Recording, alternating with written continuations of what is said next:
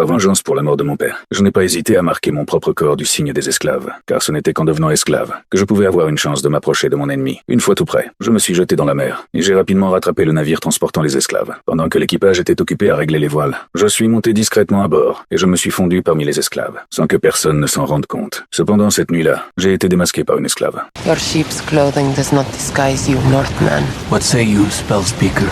You wish to be a slave. Hide your cunning. Show the shepherd you are a sheep.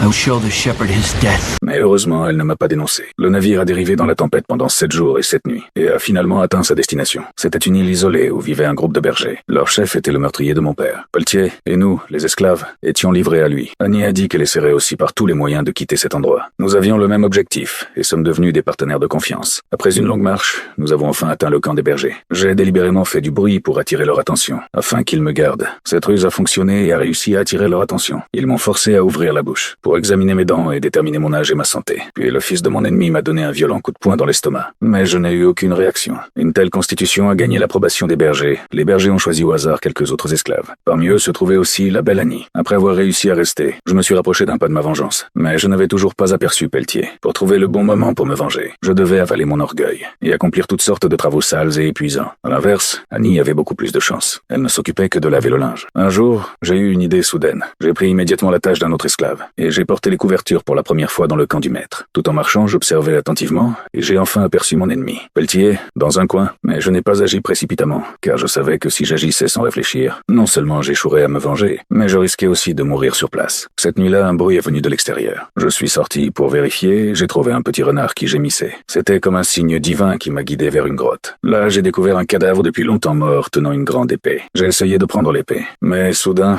le cadavre desséché s'est mis à bouger. En un instant, je l'ai vu dégainer l'épée et lancer une série d'attaques violentes contre moi.